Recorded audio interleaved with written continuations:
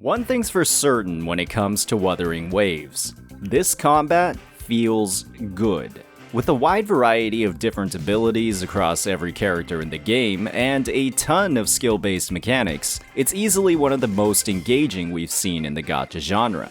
But what if you fought enemies that didn't let you use any of these tools? One of the most unfortunate parts of a combat system that relies on the actions of enemies and the reactions of players to succeed is that bad enemies or bad enemy design can really impact a player's ability to enjoy the game. Even the best games within the action RPG genre, applauded for their combat systems, can't escape this problem. Sometimes the devs do a little bit too much cooking when it comes to their boss design. What this ultimately means is that regardless of how well your game is designed, bad enemies can bring a lot of that enjoyment down.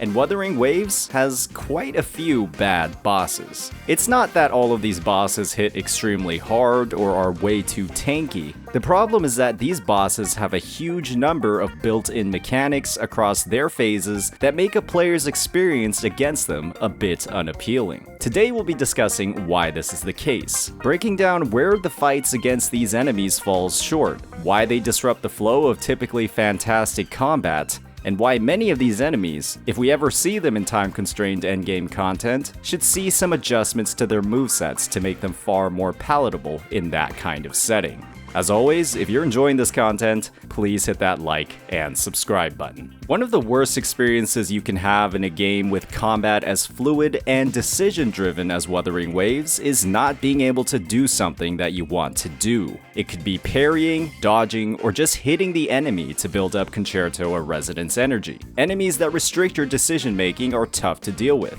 and oftentimes these restrictions can feel absurd compared to the challenge that these enemies provide. The first example that comes to mind should be fresh in players' memories, and that's the most recent weekly boss, Jue. I think they maybe should have playtested this boss a bit more.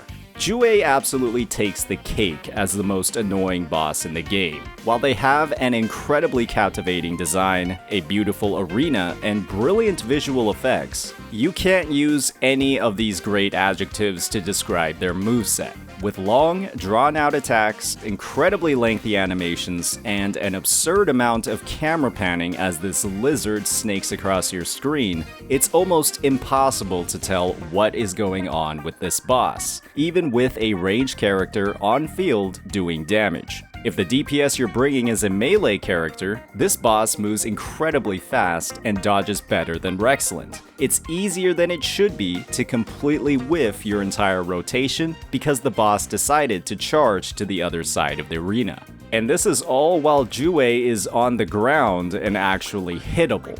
This boss, like quite a few others, has the ability to fly. And wow, do they fly! Through a combination of fast movement, effective invulnerability in the air, and constant camera panning, Jue is a fight where players spend more time running around than actually using their abilities and attacks. Coming from typical boss fights where you're chaining together attacks across your characters and weaving in your intro and outro skills, it feels like you're playing a different game, and that game is worse than Wuthering Waves. Jue isn't the only weekly boss with some frustrating elements to their fight. The Bell-Borne Geochalone, often grinded for its healing bonus set, literally cannot be damaged for the first 10 or 15 seconds of its fight, and this feels like an eternity when you're grinding it for echoes. With the turtle's baseline attacks being one of the slowest to come out and easiest to dodge in the game, this wait is where most of the fight's difficulty actually is. However, boss behavior like this isn't completely unexpected. We've seen this before across other flying bosses, like the Impermanence Heron and the Morning Ikes. Anybody experienced with these hologram bosses has likely lost quite a bit of sanity dealing with the Heron's flamethrower from the skies or the Ikes' bizarre adventure in the air. These are attacks that are hard to deal with, and most importantly, eat up a huge amount of time as they make the boss almost impossible to effectively damage.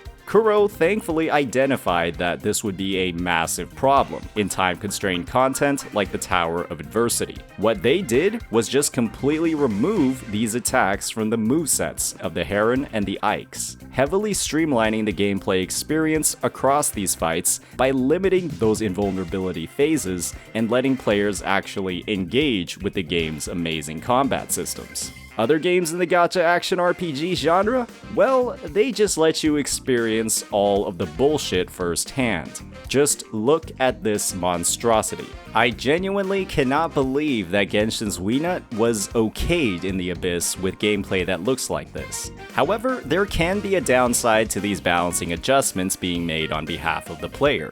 We saw this play out live with the adaptation of Scar, another weekly boss fight like Jue, into the Tower of Adversity. Scar is a weekly boss with a moveset consisting of wide delayed swings, big hitboxes, and no parryable attacks. However, he has one extremely large opening across his kit where he slams into the ground and then rushes forward with a grab attack that does a huge amount of damage. This grab is the only move in his kit that's actually parryable. Successfully countering this attack is one of the biggest benefits you can have in the fight, potentially dealing a huge amount of damage to his stagger bar and leaving him vulnerable to more attacks during that downtime. While balancing this boss for the Tower of Adversity and keeping the player experience top of mind, Kuro wanted to remove the frustration of potential one-shots from this grab attack by just removing it entirely. But they unfortunately introduced another problem where the boss no longer has any parryable attacks. And that means there's a lot less downtime to actually, well,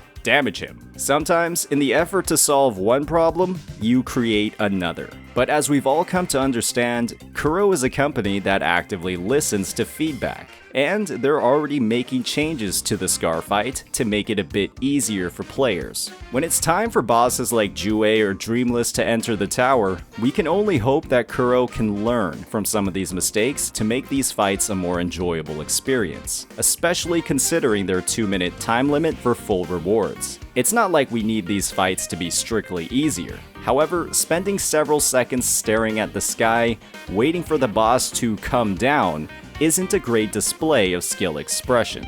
We need these fights to be better. Hopefully, this overview was helpful in highlighting some of the worst boss mechanics in the game and how Kuro streamlined their fights in specific content to improve the player experience. While they may have missed the mark in some areas, it's great knowing that they're keeping player enjoyment top of mind as they develop content for this game. As always, if you're enjoying this content, please hit that like and subscribe button. Peace out.